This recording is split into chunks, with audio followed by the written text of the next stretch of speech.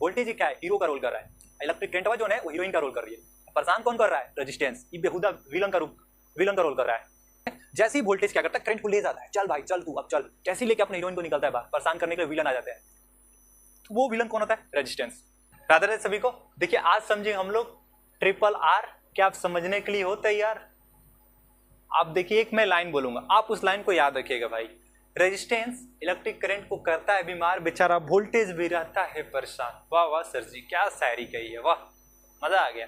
आप इस लाइन को याद रखिएगा। अभी आपने थंबनेल में देखा होगा ट्रिपल आर, मूवी वाला आर नहीं है। एक आर मतलब रेजिस्टेंस, दूसरा रेजिस्टिविटी, तीसरा रियोस्टेट, तीन, ठीक है। तीनों को खत्म करेंगे, क्लास करेंगे इस वीडियो में, ठीक है। तो सबसे पहले आता है रेजिस्टेंस। मैंने बोला था ना वो लाइन याद रखिएगा।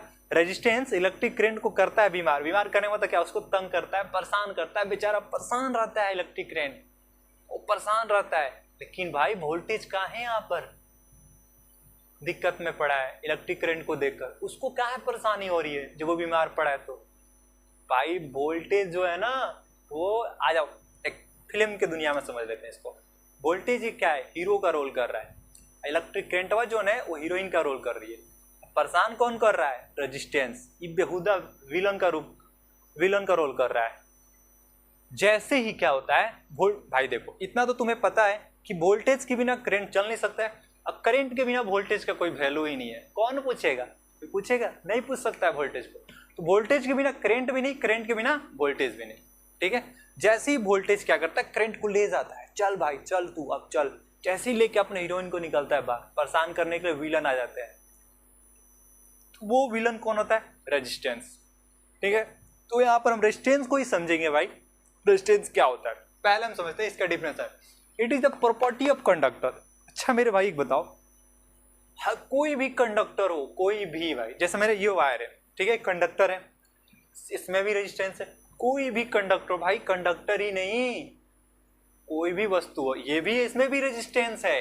ऐसा नहीं कि इसमें रेजिस्टेंस नहीं है भाई मेरे, इसमें भी रेजिस्टेंस है। हर एक वस्तु में रेजिस्टेंस होती है, किसी में ज्यादा, किसी में कम, बहुत कम। इसमें थोड़ा बहुत कम होता है इसलिए इसमें करंट जा सकता है, आ सकता है, इसे हम कंडक्टर बोल लेते हैं। जिसमें बहुत ज्यादा होता है उसको इंसुलेटर बोल लेते हैं। सीधी सी बात है, थोड़ा बहुत रेजिस्टेंस इसमें रहता है, ना ज्यादा होता है ना कम होता है, उसको सेमी कंडक्टर बोल लेते हैं। क्या भाई सिंपल है, ठीक है। तो आप देखिए यहाँ पर it is the property of conductor. यहाँ पर भाई क्यों इलेक्ट्रिसिटी की बात हो रही है तो हम कंडक्टर की बात करेंगे, जाहिर सी बात है भाई, थोड़ा सेंस लगा लो, ठीक है। तो यहाँ पर प्रॉपर्टी होता है कोई भी कंडक्टर का, रेजिस्टेंस से क्या होता है, प्रॉपर्टी हो तो उसके अंदर पाया जाता है कोई भी कंडक्टर में। To oppose the flow of electric current, किसको अपोज करता है, रोकता है भाई, विरोधाभास करता है, विरोध करता है कि तुम नहीं जाएगी यहाँ से, उसे रोकता है, वो होता है रेजिस्टेंस। लेकिन वोल्टेज कहता है तू कैसे रह जाएगा, तू नहीं जाने देगा, हम लेकर जाएंगे इसको, दिस इज माई गर्लफ्रेंड, ठीक है। ये काम करता है वोल्टेज को ले जाने में। वोल्टेज क्या करता है, करंट को ले जाने, रेजिस्टेंस वहां पर रोकता है। अब बात बताओ, क्या रेजिस्टेंस जो है हर जगह रोकेगा करंट को, हर जगह रोकेगा नहीं भाई, कुछ कुछ फैक्टर है, कुछ कुछ फैक्टर ऐसे डिपेंड करता है जहां पर रेजिस्टेंस का काम करना बंद है, कहां पर ज्यादा रेजिस्टेंस काम कर देता है, कहीं पर काम ही नहीं करता है ज्यादा। जैसे देखो भाई, factors on which resistance of conductor depend. पहला बात है लेंथ। अभी आपको बोला ना कि जो रेजिस्टेंस एक विलन का काम करता है। जैसे बताओ एक सीधा रास्ता है, यहाँ पर हीरो हीरोइन दौड़ रहे हैं, इधर से विलन पकड़ रहे हैं, तो सीधे रास्ता में पकड़े जाएंगे, आसानी से पकड़े जाएंगे, ठीक है। इसका मतलब कि जैसे ही क्या होता है, किस चीज की लंबाई बढ़ा दो, क्या करो, किस चीज की लंबाई बढ़ा दो तो उसमें क्या होगा, रेजिस्टेंस ज्यादा बढ़ जाएंगे। तो मतलब भाई मेरे कि length directly proportional to resistance, लंबाई बढ़ाया रेजिस्टेंस उतना ही बढ़ गया, ओके। अगला देखो एरिया ऑफ क्रॉस सेक्शन। अब देखो cross section, area cross section करने का मतलब क्या है, जैसे मैं देख लो, ये मैं हाथ ऐसे किया हूं, ये मेरे एरिया ऑफ क्रॉस सेक्शन, जैसे ये हो गया मार्कर, ये मेरा क्या एरिया ऑफ क्रॉस सेक्शन है, ठीक है। हम क्या करें, एरिया ऑफ क्रॉस सेक्शन को बढ़ाते हैं। तो मानते हैं पहले देखो, पहले पॉइंट कि जो area of cross section resistance यहाँ तक है, ठीक है, यहीं तक है। मैंने क्या किया, एरिया ऑफ क्रॉस सेक्शन को थोड़ा बढ़ा दिया, ये लो। अब देखो जैसे ही एरिया ऑफ क्रॉस सेक्शन बढ़ा तो जो यहाँ रेजिस्टेंस है बिखर जाते हैं, इधर उधर उधर थोड़ा हो जाते हैं। तो आप मेरे को बताओ क्या यहाँ पर रेजिस्टेंस बढ़ा, नहीं बढ़ा ना, नहीं बढ़ा। तो यहाँ पर जो रेजिस्टेंस होता है मेरे भाई, वो क्या होता है, इनवर्सली प्रोपोर्शनल होता है, ठीक है। क्या होता है, इनवर्सली प्रोपोर्शनल होता है। देखो ये ऐसे भी लिख सकते हो, चाहे आप ऐसे भी इसको लिख लो, ठीक है। अब आती है बात, अब दोनों को हम पहले कर, आगे नहीं बढ़ेंगे, दो फैक्टर को भी छोड़ देते हैं, आगे नहीं बढ़ते। अब यहां पर हम करते हैं, इन दोनों को कंबाइन करते हैं, दोनों रिलेशन को। आप देखो R डायरेक्टली प्रोपोर्शनल L और ये R डायरेक्टली प्रोपोर्शनल 1/A, मतलब एरिया ऑफ क्रॉस सेक्शन। अब दोनों को मिलाते हैं मेरे भाई, देखो दोनों को मिलाते हैं तो क्या होता है, L/A हो जाएगा, हो जाएगा, ठीक है। अब आती है कि हम इसको डायरेक्टली प्रोपोर्शनल का साइन हटाएंगे कैसे भाई, इसके लिए कांस्टेंट साइन है। लो भाई तो है ही नहीं, कहां से लाएंगे, अभी लाते हैं। देखो दूसरा किस पर डिपेंड करता है, मटेरियल। ये सबसे बढ़िया है बात, मटेरियल पर डिपेंड करता है भाई रेजिस्टेंस। जैसे मैं बोल दूं, आप एक सिंपल समझना, जैसे मेरे अल्मुनियम का है, तो क्या इसमें जितना रेजिस्टेंस होगा, क्या मैं कोई कॉपर की वायर लूंगा तो उसमें भी उतना ही रेजिस्टेंस होगा? नहीं भाई, उतना रेजिस्टेंस नहीं हो सकता है, सेम रेजिस्टेंस नहीं हो सकता है। बल हाँ, इतना इसमें रेजिस्टेंस है, इस वायर को आप, अल्मुनियम का है, अल्मुनियम है, तो इस वायर को कहीं भी ले जाओ, किसी देश दुनिया में ले जाओ, जितना इसका रेजिस्टेंस है उतना ही रेजिस्टेंस रहेगा, इसका रेजिस्टेंस चेंज नहीं हो सकता है। लेकिन मटेरियल जैसे चेंज कर दिए, मतलब कि ये जिंक था, चाहे अल्मुनियम था, कॉपर था, चाहे सिल्वर था, जैसे आप उसको चेंज करो तो उसमें रेजिस्टेंस बढ़ने घटने लगता है। तो जो रेजिस्टेंस बढ़ रहा है, घट रहा है, कम हो रहा है, ठीक है, तो किस चीज को प्रॉपर्टी को दिखाता है, वो रेजिस्टिविटी दिखाता है मेरे भाई, मेरे चुन्नू मुन्नू, वो रेजिस्टिविटी दिखाता है। अब रेजिस्टिविटी क्या आती है भाई, रेजिस्टिविटी हर एक जगह सेम होगा। जैसे मैं बोल दूं कि इस वायर में रेजिस्टेंस है भाई इतना, ठीक है, इस वायर को तुम कहीं भी ले जाओ, कहीं भी ले जाओ, तो रेजिस्टेंस इसमें से चेंज नहीं होने वाला है। ऐसा नहीं कि यहाँ पर है तो वहां पर जाऊंगा तो चेंज करूँ, चाहे इसकी साइज बढ़ा दूं, लंबाई बढ़ा दूं, ये कर दूं, वो कर दूं, हाँ बस एक जगह चेंज हो सकता है, दो जगह, एक मटेरियल जब बदलोगे तब वहां चेंज होगा, नहीं तो एक बार टेम्परेचर दोगे तब चेंज होगा, बस यही दो जगह। अभी हम पढ़ेंगे डिटेल में रेजिस्टिविटी, आप टेंशन ना लो, रेजिस्टिविटी को पढ़ेंगे। तो रेजिस्टिविटी यहाँ पर क्या है, कांस्टेंट है मेरे भाई, हर जगह वो चेंज नहीं होता है, एकदम फिक्स है। उसको एक आपको देखो, मैं यहाँ पर एक दिखा भी देता हूँ आपको, फोटो क्लिक करके मैं रखा हूँ, उसको आपको दिखा देता हूँ, ध्यान से आप देख लीजिए। वो रेजिस्टिविटी सबका दिया गया है कि इतना इतना रेजिस्टिविटी है, सबका इतना ही रहेगा, चेंज नहीं होगा कि यहाँ से ले जाओ, यहाँ से लेके अमेरिका लेके चले जाओ तो चेंज हो जाए, ऐसा कुछ नहीं हो सकता है, ठीक है। तो रेजिस्टिविटी ये होता है जिसको रो साइन से दिखाते हैं, और ये कांस्टेंट होता है, क्या होता है, कांस्टेंट। इसलिए इसको प्रॉपर्टी ऑफ मटेरियल, रेजिस्टिविटी क्या दिखाता है, किसी भी मटेरियल की प्रॉपर्टी को दिखाता है, इसमें इतना रेजिस्टेंस है, इतना इतना है, इतना नहीं है, यही सब दिखाता है रेजिस्टिविटी, ठीक है। तो यहाँ पर भाई जब रेजिस्टिविटी कांस्टेंट है तो हम प्रोपोर्शनल का साइन हटाएंगे तो हमारा रो साइन लग जाएगा ये L/A, ठीक है। अब देखो टेम्परेचर, टेम्परेचर पर बहुत डिपेंड करता है। अगर का हो किसी, मानता हूँ ये मेरे पास वायर है और इसमें क्या मैं हीट कर दिया, जैसे मैं इसको हीट किया, ठीक है, आप ओम्स लॉ को डिफिनेशन की याद करो, क्या होना चाहिए भाई, इसमें हमें टेम्परेचर जैसे कंडीशन था इसका फिजिकल कंडीशन वैसे ही सेम रहना चाहिए। बस हमें क्या करना है, वोल्टेज को बढ़ा दो तो करंट बढ़ जाएगा, वोल्टेज कम करो करंट बढ़ जाएगा। मटेरियल साथ में हमारा टेम्परेचर सेम रहना चाहिए। वही बात है यहाँ पर कि टेम्परेचर क्यों सेम रहना चाहिए, टेम्परेचर इसलिए सेम रहना चाहिए क्योंकि जो टेम्परेचर होता है रेजिस्टेंस को बढ़ाने में मदद करता है या घटाने में भी मदद करता है। अभी हम आपको बताता हूँ कि कहाँ मदद करता है, कहीं कहीं एग्जाम में पूछ देता है मेरे भाई कि रेजिस्टेंस जब टेम्परेचर बढ़ाते हैं सेमीकंडक्टर में तो क्या होता है, आप बोलोगे यहाँ रेजिस्टेंस बढ़ जाता है, नहीं, सेमीकंडक्टर में मेरी चुन्नू, सेमीकंडक्टर में क्या होता है, रेजिस्टेंस घट जाता है। जब उसमें टेम्परेचर दोगे सेमीकंडक्टर को तो उसका रेजिस्टेंस घटने लगता है। लेकिन कंडक्टर और इंसुलेटर में क्या होता है मेरे चुन्नू मुन्नू, उसमें ये होता है कि उसमें जैसे ही हीट दोगे तो उसका भी रेजिस्टेंस हम गर्म होकर लाल हो जाता है, एकदम ज्यादा बढ़ जाता है। तो सिर्फ सेमीकंडक्टर में ये चीज होता है, तो आप ध्यान रखिए, ठीक है। तो टेम्परेचर भी डिपेंड करता है, ठीक है, जितना टेम्परेचर बढ़ाओगे उतना रेजिस्टेंस बढ़ेगा जनरली क्यों बोला, क्योंकि सेमीकंडक्टर में ऐसा नहीं होता है, बस, ठीक है। आई होप आप लोग यहां तक समझ गए होंगे, ठीक है। तो अभी हम समझेंगे रेजिस्टिविटी क्या होता है। आपको जो इसमें से, ठीक है, जो आपको स्क्रीनशॉट लेना है तो आप ले लो। एक और चीज बता देता, रुक जाओ एक मिनट भी दबाओ। अब देखो इसका मतलब ये जो दिया है ना, अब यहाँ पर देख लो, ये रो हो गया, लेंथ ऐसा यूनिट क्या होता है मीटर में, ए से क्या होता है मीटर स्क्वायर, ये से ये कट गया, क्या बचा, इसको जो निकलता है उसको ओमेगा बोलते हैं, जिसको ओम बोलते हैं, ऐसे दर्शाते हैं। तो मतलब रेजिस्टेंस का जो ऐसा यूनिट होता है क्या होता है बाबू, ओम्स होता है। ओम होता है, नहीं तो इसको ओमेगा बोलते हैं। ठीक है, तो ऐसा यूनिट पूछे आप ये कर लो। ओके, तो चलिए हम लोग रेजिस्टिविटी अभी समझते हैं, फिर हम रेजिस्टिविटी समझने के बाद फिर रियोस्टेट समझेंगे। आप इसका स्क्रीनशॉट ले लीजिए। रेजिस्टेंस के फादर के बारे में, कौन होता है उसके फादर? रेजिस्टिविटी। अब मैं बोलूं कि फादर क्यों बोला मैं इसको भाई, क्यों बोला कि फादर? फादर इसलिए मैं बोला रेजिस्टिविटी को क्योंकि रेजिस्टिविटी जो होता है वो एक बढ़िया पावर, शक्तिशाली क्यों होता है? अपने रेजिस्टेंस के कारण होता है और उसके बेटे के कारण होता है। जैसे आपको यहाँ पर बता, जैसे मैं बोल दूँ कि एक ए रेजिस्टिविटी है, दूसरा मैं बोल दूँ कि बी रेजिस्टिविटी है, और रेजिस्टेंस देखो इसमें एक इतना सारा रेजिस्टेंस है। ठीक है, जो मर्जी जो ले लो। ये देखो, अब आपको पता है कि कौन सबसे ज्यादा पावर वाला है? सबसे ज्यादा तो देखो, जिसमें जितना ज्यादा रेजिस्टेंस होगा भाई उतना उतना पावर वाला होगा, ये वही शक्तिशाली होगा। जिसके जितने बेटे होंगे उतना पावर वाला होगा, जिसके जितने कम होगा वो थोड़ा कमजोर होगा।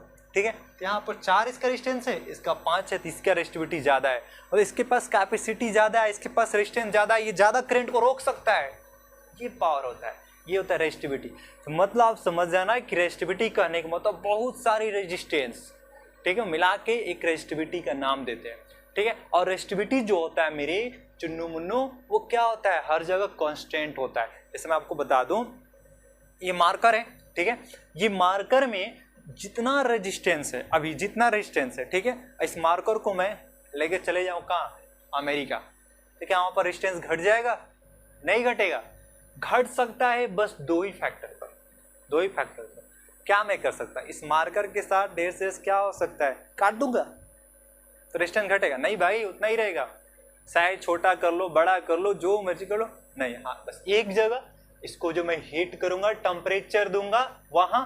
दूसरी बात है कि मैं दूसरा मार्कर लेकर आ जाऊं, फिर कहूँगी देखो इसमें रेजिस्टेंस उतना है। नहीं भाई, दूसरा मार्कर तुमने लाया है, दूसरा मटेरियल चेंज किया है, वैसा रेजिस्टेंस जो उसमें था उसमें इसमें नहीं हो सकता। हो सकता है अलग भी हो सकता है, ज्यादा भी हो सकता है, कम भी हो सकता है, या आप जब इसको मैं हीट कर देंगे तब जाके चेंज होगा। तो 2 चीजें हटाकर इसको आप कुछ भी कर लो, इसका रेजिस्टेंस चेंज नहीं होना। इसके मतलब रेजिस्टिविटी इसका क्या होता है? कांस्टेंट होता है। तो रेजिस्टिविटी भी दिखाता क्या भाई? रेजिस्टिविटी कैपेसिटी को दिखाता है, कितना करंट को रोक सकता है। जितना इसके पास रेजिस्टेंस भरा होगा उतना वो करंट को रोकेगा।